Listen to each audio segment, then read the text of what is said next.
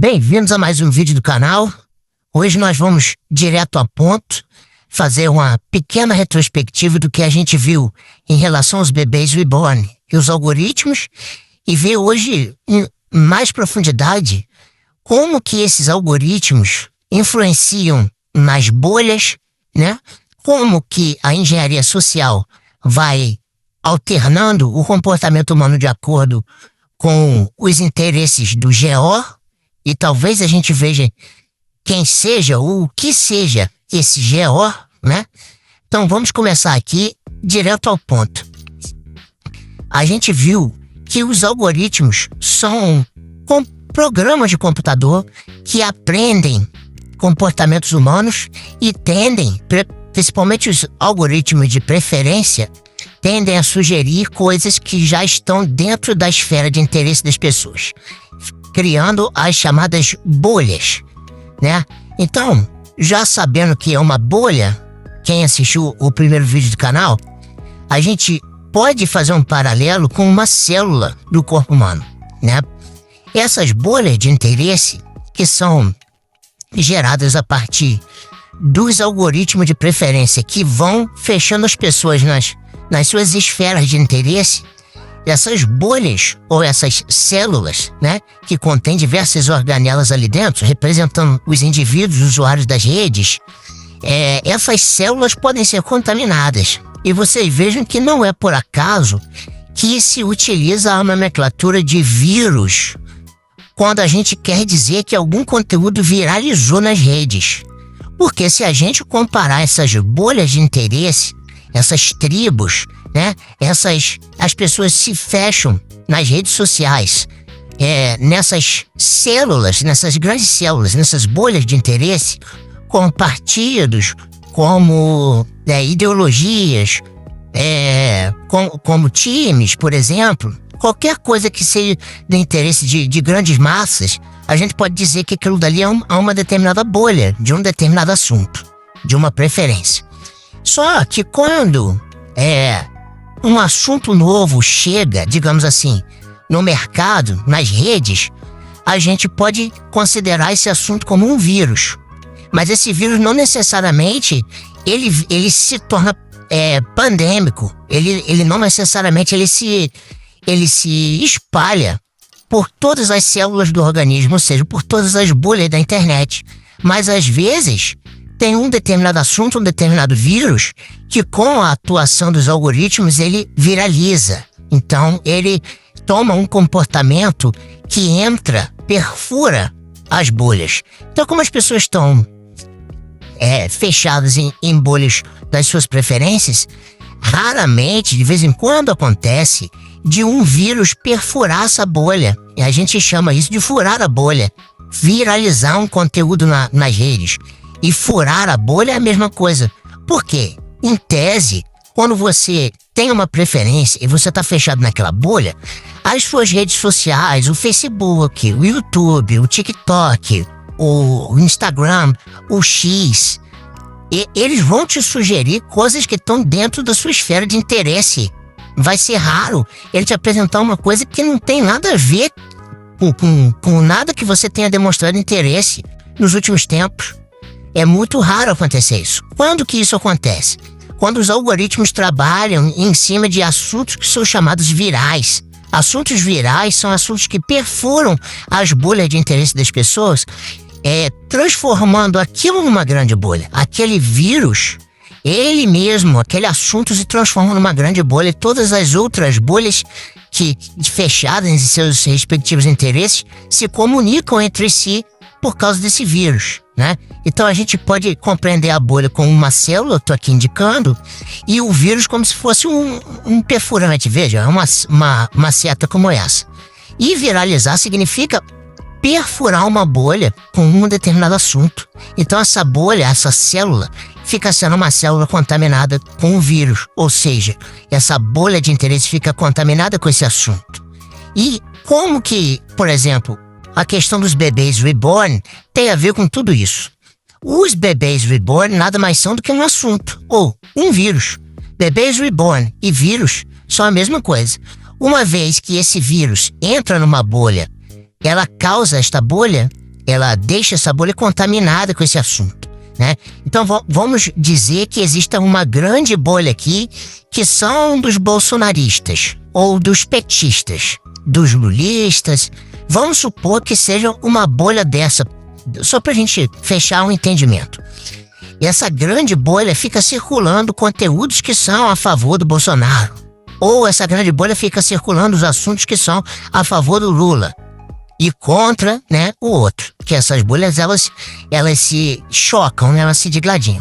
Mas acontece de, às vezes, entrar um assunto dentro de uma bolha dessa e todo mundo dentro dessa bolha começa a conversar a respeito desse assunto.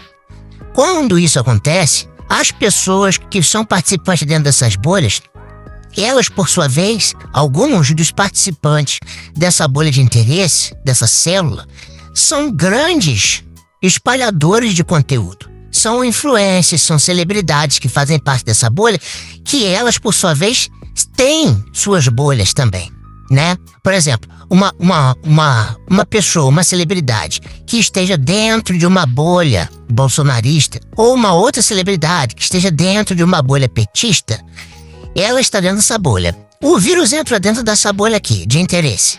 E esta pessoa, por sua vez, como ela é uma grande influência e tem a sua respectiva bolha de seus seguidores, quando essa bolha aqui é contaminada com vírus, esse vírus chega nessa outra bolha aqui. E o que acontece com o algoritmo? O algoritmo usa essa bolha, ou esses grandes spreaders que a gente chama, que são influências, celebridades. Quando esse assunto entra aqui, ela ativa o algoritmo, né? Ela ativa o algoritmo de preferência, fazendo com que esse assunto perfure outras bolhas. E depois esse mesmo algoritmo de preferência faz esse assunto perfurar outras bolhas, sempre numa ordem de grandeza exponencial. Então, uma bolha contaminada contamina duas bolhas grandes, essas duas bolhas, através do algoritmo, contamina 4, e essas 4 bolhas contaminam 8, e assim por diante. Os grandes spreaders ajudam os algoritmos a disseminarem esse assunto nas demais bolhas. Então, o raciocínio das redes é esse aqui. Então, os bebês reborn entraram nas redes sociais de todas as pessoas do Brasil. De que forma? Primeiro perfurou uma determinada bolha. Essa bolha continha um grande spreader que fez o algoritmo funcionar para disseminar esse assunto para outras bolhas, e essas outras bolhas fez o algoritmo disseminar para outras tantas bolhas, e assim até atingir toda a rede. Ou seja, ficaram todas as bolhas da internet contaminadas com o vírus do bebê reborn, que foi um assunto que viralizou nas redes. O que isso tem a ver com a engenharia social? Nós vamos ver aqui que a engenharia social, ela tem diversas ferramentas para alternar, para ir mudando o comportamento social, o comportamento individual e coletivo.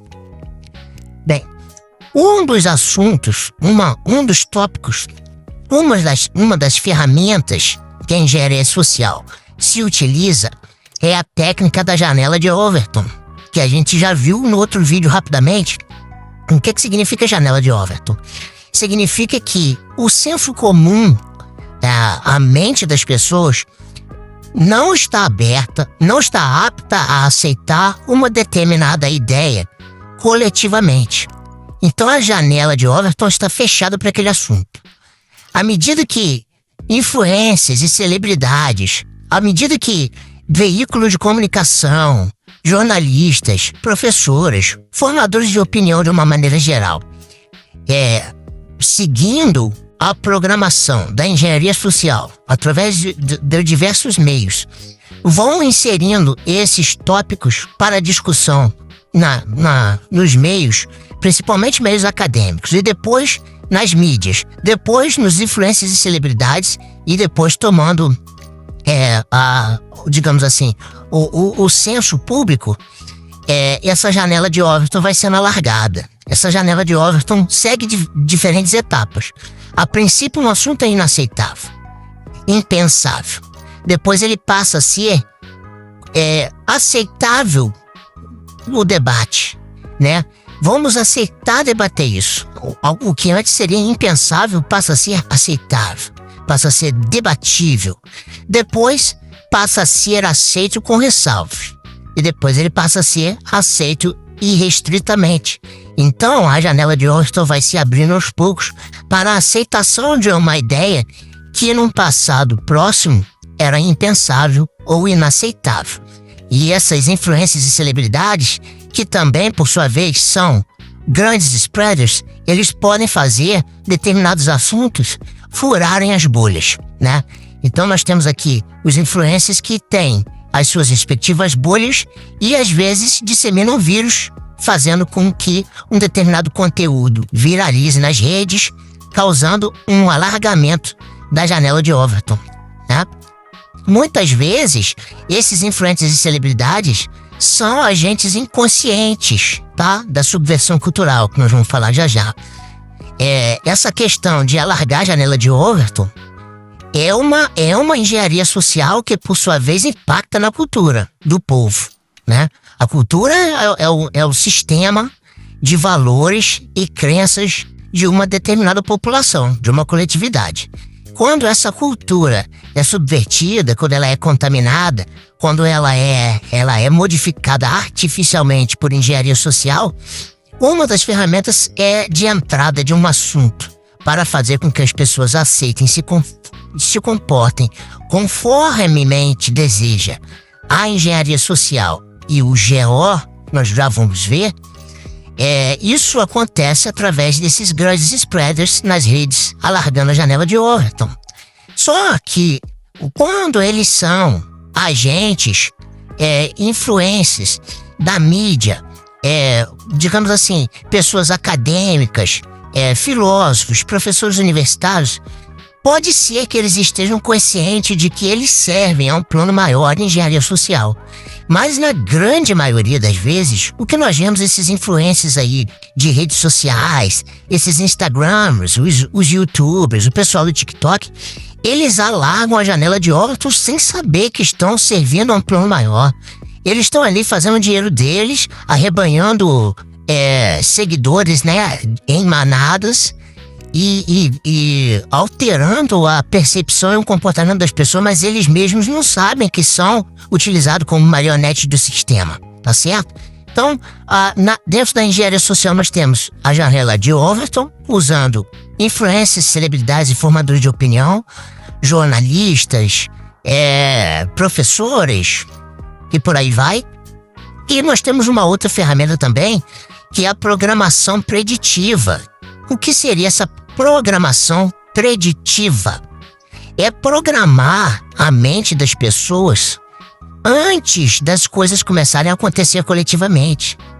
É como se fosse um tipo de janela de Overton, só que é de uma maneira ainda mais subliminar, ou seja, abaixo do limiar da consciência das pessoas. Elas vão sendo programadas, literalmente programadas, para aceitar diferentes tipos de coisas inconscientemente. Elas vão se acostumando a ver uma determinada coisa e vão tomando aquilo como um senso comum sem perceberem que estão sendo programados.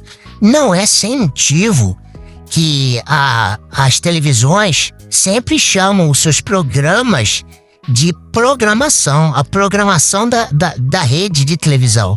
Qual é a programação de hoje? A programação é programa tal, programa tal, programa tal. E esses programas nos programam, percebe? Esse nome não é à toa, e isso ficou normalizado a tal ponto que a gente nem sequer pensa nessa palavra com essa conotação, mas é por isso mesmo que ela é usada na frente de todos, porque a gente já foi subvertido de tal forma que nem sequer a acepção essencial da palavra a gente já não se atém mais. Claro, as pessoas de uma maneira geral são analfabetas funcionais, né? Os que são letrados, imagine os iletrados. Então essa programação preditiva consiste em quê? Em apresentar conteúdos e assuntos dentro de programas de entretenimento, acima de tudo. E como que funciona essa programação preditiva? Vou dar um exemplo dos Simpsons.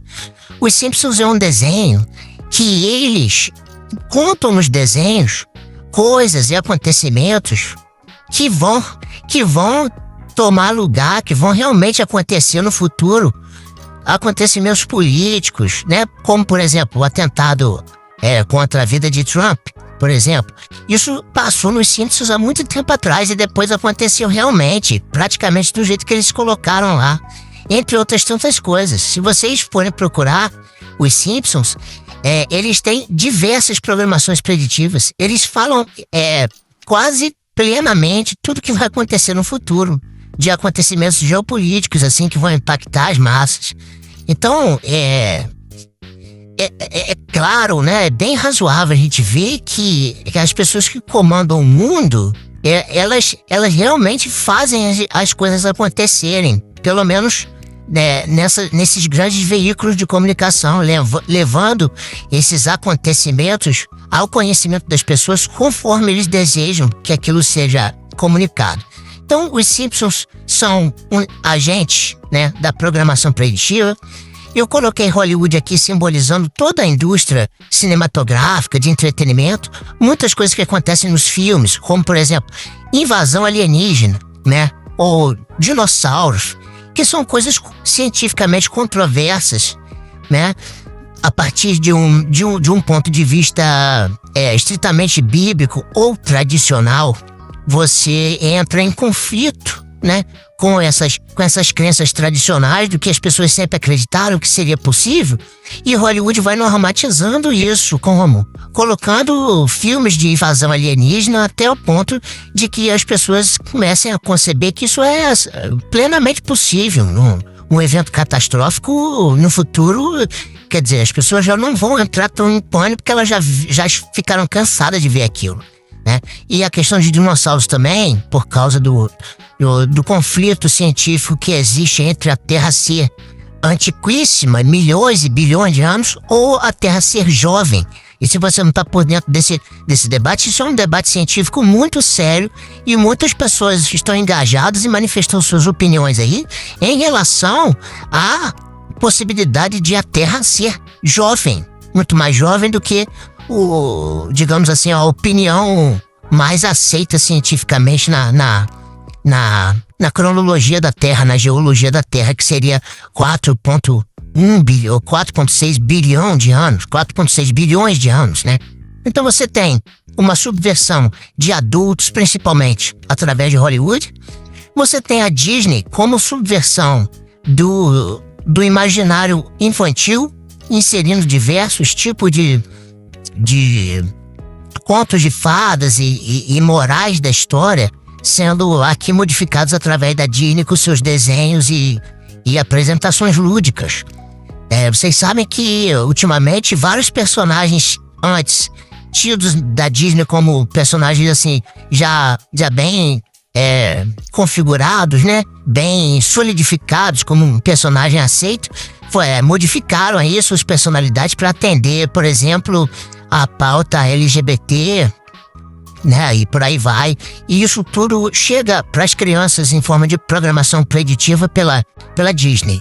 E Los Angeles eu coloquei aqui como se fosse um polo que representasse a indústria musical, que a música também influencia pessoas que, por sua vez, às vezes são descrentes de Hollywood, da Disney, da televisão, dos influencers e celebridades, mas são programáveis através das letras de música dos seus artistas preferidos. Às vezes pessoas até que são símbolos de rebeldia, de contracultura, enquanto eles, na verdade, são também agentes inconscientes ou, provavelmente, uns ou outros podem ser até agentes conscientes, né? E tudo isso serve ao propósito de subverter culturalmente uma população para enfraquecê-la e subjugá-la. E esta subversão cultural, eu não vou me alongar muito. O que eu posso sugerir para vocês pesquisarem palestras do Yuri Bezmenov. Esse Yuri Bezmenov aqui, ele foi um desertor da KGB, né? O órgão de inteligência do Partido Comunista da União Soviética, né?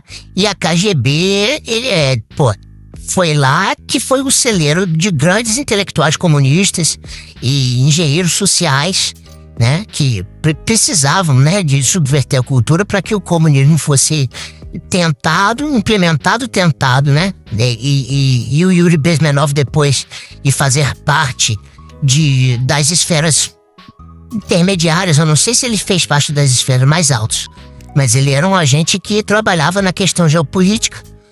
E ele entrou em conflito moral, né? Vendo tudo que o partido fazia, que a KGB implementava, que os seus colegas faziam, que os seus superiores exigiam que ele mesmo fizesse. E aí ele resolveu fugir para os Estados Unidos e, uma vez chegando nos Estados Unidos, ele começou a denunciar tecnicamente como que se fazia para subverter uma cultura, e começou a denunciar como que a própria Rússia infiltrava agentes nas diversas esferas de formação da opinião pública nos Estados Unidos para destruir a cultura americana, né? E essas palestras dele são muito interessantes. Essa KGB, ela vem a ser um think tank, que a gente chama, que são agências de inteligência, onde engenheiros sociais trabalham aqui dentro, né?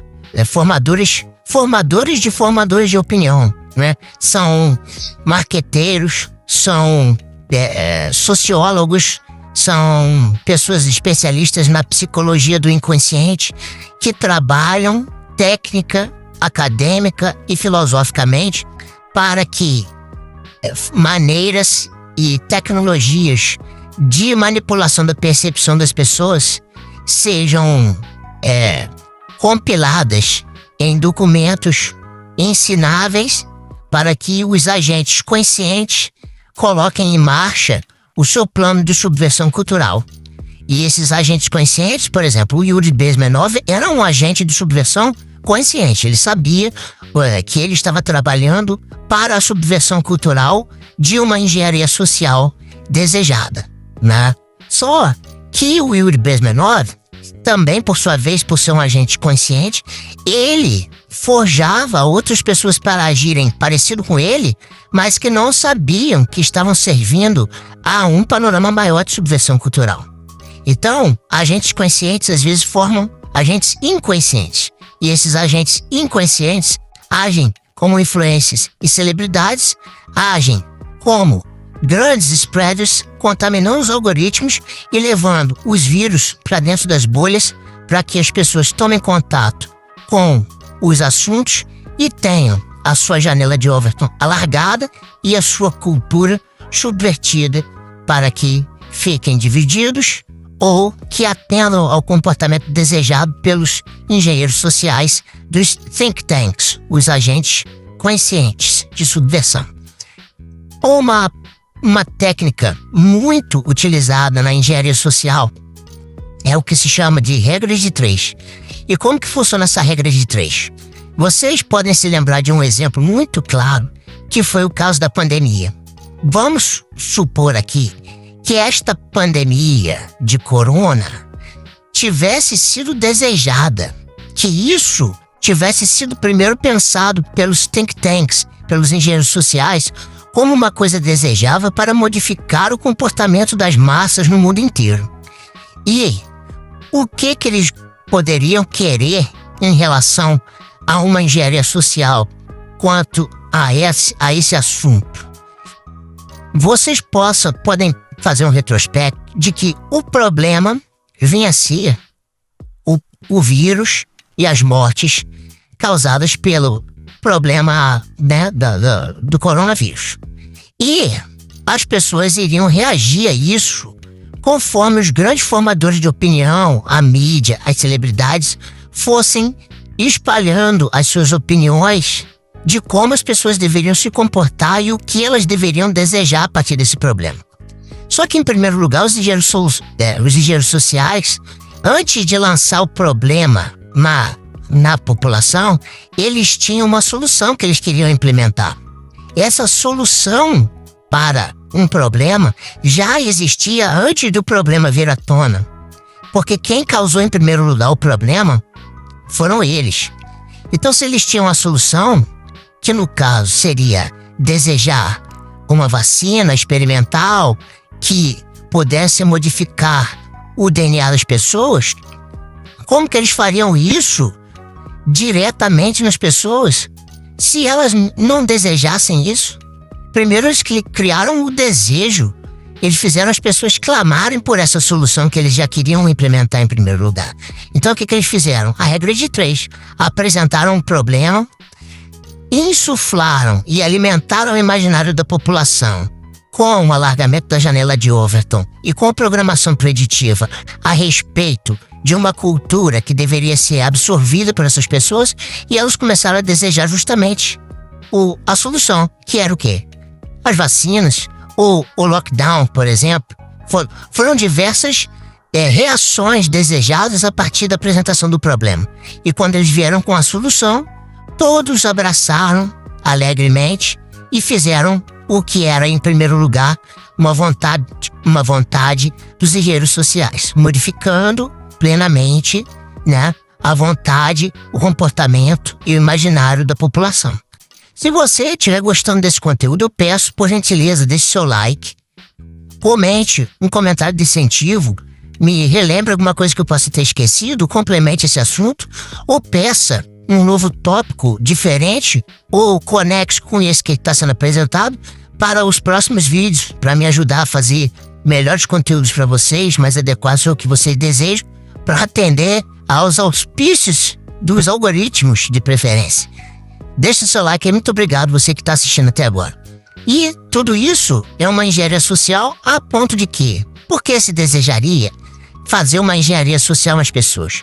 Por que se desejaria que as sociedades, que as pessoas se comportassem de uma determinada maneira e não deixar que elas tivessem uma autodeterminação dos povos, conforme está na nossa Constituição? Por que os povos não podem se autodeterminar ou podem se comportar organicamente? Porque pode acontecer de o poder e quem controla essas sociedades perderem as rédeas da sociedade. E eles nos governam, nos controlam como se nós fôssemos gado, como se nós fôssemos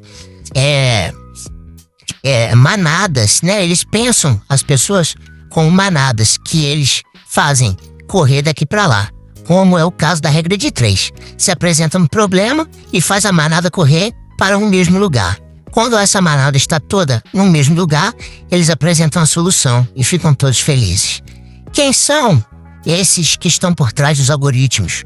Quem são esses que separam as pessoas em bolhas? Quem são esses que viralizam os conteúdos que estão no imaginário das pessoas? Esses chefes dos engenheiros sociais são o que a gente conhece como o GO. O GO é uma sigla que significa uma coisa que está por cima de todas as outras coisas. Esse é o panorama de hoje. Se você gostar e quiser saber a respeito do GO, deixe seu like e comenta aqui embaixo. Quero saber o que é o GO. E a gente se vê no próximo vídeo. Um abraço. Valeu.